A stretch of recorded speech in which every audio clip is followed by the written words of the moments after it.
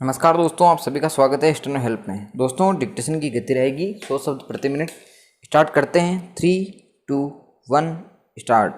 इससे बड़ी विडंबना क्या हो सकती है कि देश की शीर्ष अदालत ने एक कानून की जिस धारा को कई साल पहले निरस्त कर दिया हो, उसके तहत पुलिस लोगों को गिरफ्तार करती रहे और इसके जरिए बेवजह प्रताड़ित करने का सिलसिला जारी रखें।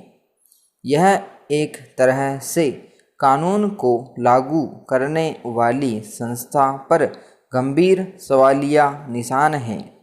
शायद इसीलिए अदालत ने साफ लहजे में कहा कि जो हो रहा है वह काफ़ी भयानक, चिंताजनक और चौंकाने वाला है।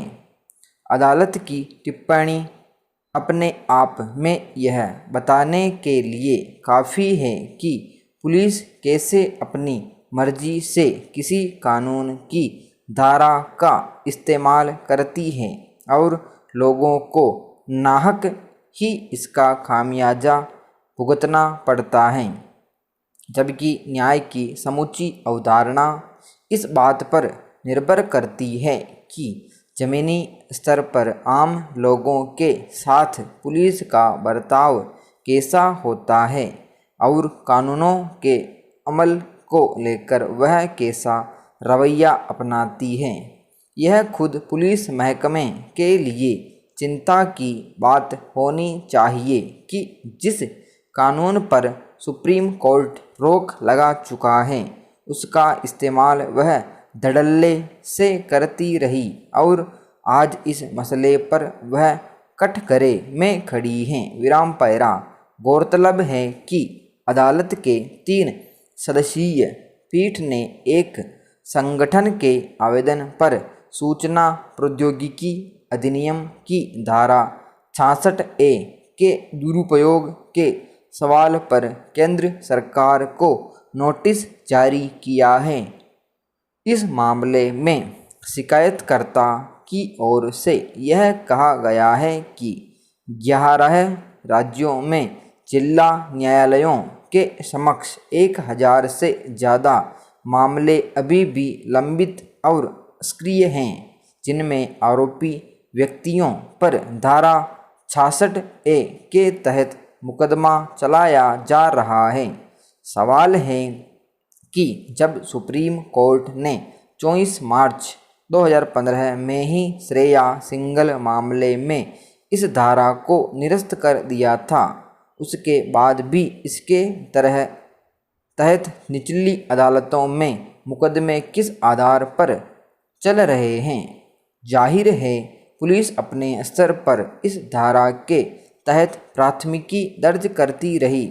हालांकि केंद्र सरकार की ओर से यह कहा गया कि सुप्रीम कोर्ट ने प्रावधान को रद्द कर दिया है और अभी यह धारा बेयर एक्ट में मौजूद है, यानी जब पुलिस अधिकारी को मामला दर्ज करना होता है तो वह नीचे लिखी टिप्पणी को देखे बिना सिर्फ धारा देखता है। किसी कानून के तहत कार्रवाई करने वाले पुलिस की इस लापरवाही के नतीजे के तौर पर अगर किसी को प्रताड़ित होना पड़ता है तो इसकी जवाबदेही किस पर आती है। Question mark para. यह बेवजह नहीं है कि सुप्रीम कोर्ट ने इसे आश्चर्यजनक और भयानक माना है। यह जग जाहिर रहा है कि सूचना प्रौद्योगिकी अधिनियम की इस धारा का इस्तेमाल किस तरह अभिव्यक्ति की आज़ादी को बाधित करने के लिए किया गया। सोशल मीडिया या स्वतंत्र मंचों पर की गई टिप्पणियों को मनमाने तरीके से आपत्तिजनक की परिभाषा में डालकर लोगों को गिरफ्तार करना और प्रताड़ित करना एक चलन बनता जा रहा था। इस कानून के तहत इंटरनेट पर आपत्तिजनक टिप्पणियां करने के आरोप में किसी व्यक्ति को 3 वर्ष तक की जेल की सजा हो सकती थी। ऐसे लगातार मामलों के सामने आने के बाद सुप्रीम कोर्ट ने साफ कहा था कि धारा 66A पूरी तरह से अनुच्छेद 19(1) के तहत बोलने और अभिव्यक्ति की स्वतंत्रता का उल्लंघन है।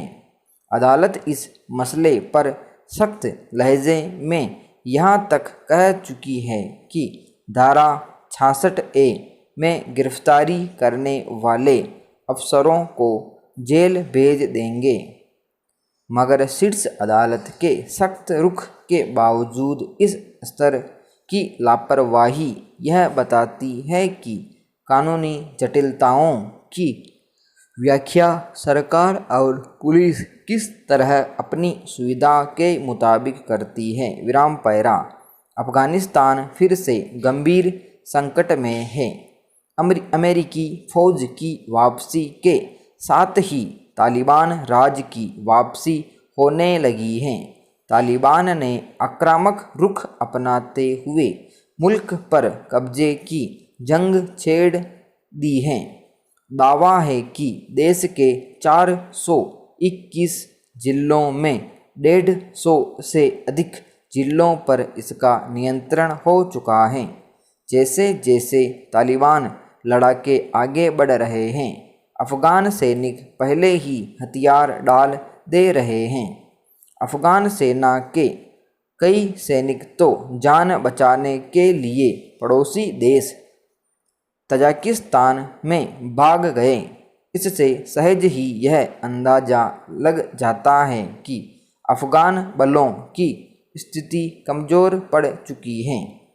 वे तालिबान लड़ाकों का सामना करने से हार चुके हैं। यह बड़े खतरे का संकेत है। अगर तालिबान इसी तरह लड़ता हुआ देश के दूसरे हिस्सों पर कब्जा जमाने में कामयाब हो गया तो देश फिर से आदिम युग में चला जाएगा। विराम पैरा। सच तो यह है कि अफगानिस्तान आज युद्ध के जिस दलदल में फंसा है उसके मूल में अमेरिकी नीतियां हैं। पहले तो वर्षों तक यह मुल्क रूस और अमेरिका की जंग का अखाड़ा बना रहा। फिर सितंबर 2001 में न्यूयॉर्क और वाशिंगटन में अल-कायदा के आतंकी हमलों के बाद अमेरिका ने तालिबान और अल-कायदा को मिटाने के लिए अफ़गानिस्तान में डेरा जमाया, जबकि तालिबान और अल-कायदा को खड़ा करने में अमेरिका की ही भूमिका रही है। अमेरिका यह भी समझ चुका है कि उसका जो हश्र वियतनाम और इराक में हुआ वही अफ़गानिस्तान में हो रहा है। इसलिए यहाँ से निकल लेने में ही भलाई है। 2 दशक में अफ़गानिस्तान में हज़ारों की संख्या में अमेरिकी और नाटो सैनिक मारे गए।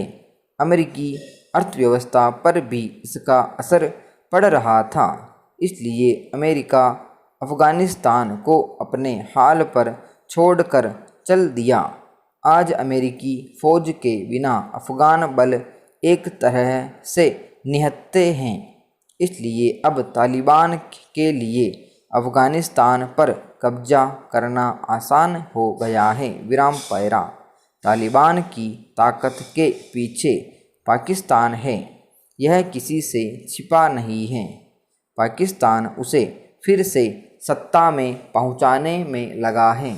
इसके लिए वह लड़ाकों की फौज खड़ी कर रहा है जो अफ़गान बलों से लड़ने में तालिबान का साथ देगी।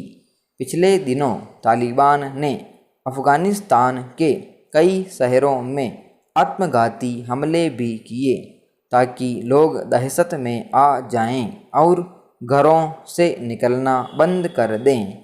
उसने अपने कब्जे वाले इलाकों में फिर से तालिबानी कानून लागू कर दिए हैं। महिलाओं का घर से निकलना बंद है। पुरुषों को लंबी दाढ़ी रखवाई जा रही हैं। शिक्षण संस्थानों पर ताले लग गए हैं। महंगाई बढ़ने लगी है। सरकारी इमारतें ढहाई जा रही हैं। हजारों अफगान नागरिक दूसरे देशों में पनाह लेने की जुगाड़ में हैं। ये हालात अफ़गानिस्तान के खौफनाक भविष्य की तस्वीर बताने के लिए काफ़ी हैं। अब अफ़गानिस्तान में खून खराबा और बढ़ेगा। निर्वाचित सरकार भी आसानी से सत्ता नहीं छोड़ने वाली। ऐसे में सरकारी सुरक्षा बलों और तालिबान लड़ाकों के खूनी संघर्ष को कौन रोक सकता है? सच्चाई तो यह है कि अमेरिका और पाकिस्तान जैसे देशों ने ही अफ़गानिस्तान को युद्ध की आग में झोंका है। किसी के लिए शांति वार्ताओं का कोई मतलब नहीं रह गया है। अफ़गानिस्तान के ये हालात भारत के लिए भी परेशानी पैदा कर रहे हैं। वहाँ कई भारतीय परियोजनाएं चल रही हैं। भारत ने तालिबान की सत्ता को पहले भी समर्थन नहीं दिया था। ऐसे में अगर अब फिर से वहाँ तालिबानी शासन आ गया तो यह भारत के लिए भी कम बड़ा संकट नहीं होगा। विराम समाप्त। दोस्तों ये थी 11:30 मिनट की डिक्टेशन 100 WPM पर। इसकी PDF आपको टेलीग्राम ग्रुप